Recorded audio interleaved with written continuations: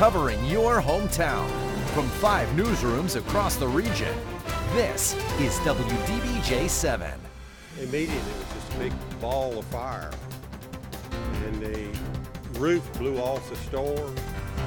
Now at 6, a devastating explosion at a gas station in one hometown sent 4 people to the hospital. Others are still missing. We are live at the scene with how people in the community are reacting. And a former doctor in one hometown has been convicted of over-prescribing opioids. How the community is reacting. And get those umbrellas ready. Rain is on the way in. We'll let you know how much you can expect. Good evening. Thanks for joining us. I'm Jean Jadhan. And I'm Melissa Gayona, in tonight for Robin Reed. Our top story this evening, investigators are racing to account for people missing after an explosion at South River Market in Rockbridge County. Now, crews got the call just before 10 this morning, and 4 people, as Jean just said, they were taken to the hospital. This view from Air 7 that's behind us here shows the aftermath from the destruction. This is what our cameras captured when we first got to that scene. Those huge flames destroyed the gas pumps and a truck. And this viewer video shows the devastation to the front of the market. We have team coverage tonight in Rockbridge County as people grapple with what has happened there. Joe DeShiel, let's go to you first.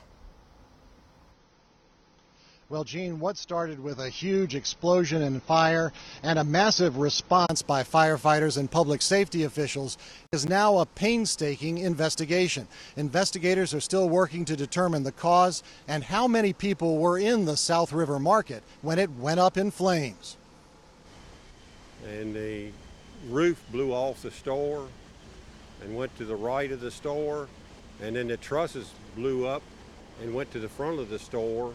Russell Williams said he heard and felt the explosion and immediately saw how devastating it was. As you can tell, there was a canopy there over the gas pumps. They were sitting upright, and you could see the fire behind them. Cinder blocks blown every which way. It's hard to believe anybody could have survived. It was a very large fire, and departments responded from across the county. There are no hydrants in the area, so firefighters turned to the river for water. At this particular point in our area, there's no large water source other than the river, so we had to set up a drafting operation. Once we started putting water on it, and then the fuel kind of burned off, we were able to get it under control at that point. And as firefighters continued to hose down the hot spots and search the rubble, Russell Williams said he and his wife were praying for their friends at the South River Market and their families. As we noted earlier, 4 people were taken to the hospital. The extent of their injuries is still unclear, but state police have also told us there is a strong possibility that other people were in the market when it went up in flames. Perhaps as many as 3 to 5 people still unaccounted for. Now, Gene, state police also told us that they are confident their investigators will determine the cause. At this point, they do not believe it was suspicious. All right, Joe DeShiel, just a horrible scene there, and it's got to be hard to figure out who was in the store because there's really nothing left there. Joe DeShiel at the scene. Thank you. There is an elementary school in Buena Vista just 1,000 feet away. This video shows how close that school is to the South River Market. Students and staff were evacuated this morning as a safety precaution. The school is closed. We are told families of those affected by this explosion are gathering there. People who live in the area say they have lost a legendary part of their hometown. More than just a gas station or a market, a community staple. WDBJ 7 Siobhan McGurl is live. Siobhan, neighbors have been outside their homes today, I understand, just trying to make sense of all the damage. Yeah, Melissa, and one word I've heard a lot today is shocking. They say these flames reached over the tree line. Another word I keep on hearing is devastating. Devastating to see a community staple reduced to rubble. When flames took over the South River Market Friday, Ryan Clark was just seconds away. You hear a big boom, and it kind of makes you shudder a little bit, and it shook the truck. And when I made the turn, you could see the smoke was probably 80 feet in the air. He took out his phone as he drove by and captured this video. More shocking than anything, because it kind of shocks your system, because it's not something you see every day. especially to something that's so well. Clark was actually on his way to the market when it broke out in flames. It's a morning routine many in this tight-knit neighborhood share. Joanne Slough was headed that way too. Going for fire. I mean, it was so high. It was just awful. Roger Schaefer lives here, just across the street. He missed the ground-shaking explosion by minutes, but came home to devastation. Just sadness, thinking about the people that were in there. As the day crept on, the flames were extinguished. Only a small cloud of smoke remained, and firefighters made progress. But the neighbors say no time will replace what the fire destroyed, a neighborhood landmark. No, it's legendary. No other word for it. To know, when I drive by back and forth to my house, it's not going to be there anymore. It's really weird. So it'll be a loss felt for a long time here for years to come. There are still many unanswered questions here, but this community tells me they're tight-knit. And Melissa, no matter what happens going forward, they will be here to support the people who were injured and their families.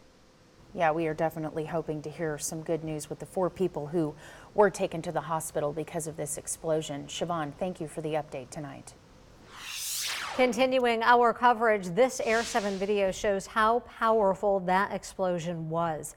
Chief Meteorologist Brent Watts joins us. Brent, you say this actually shook the ground 50 miles away? It did.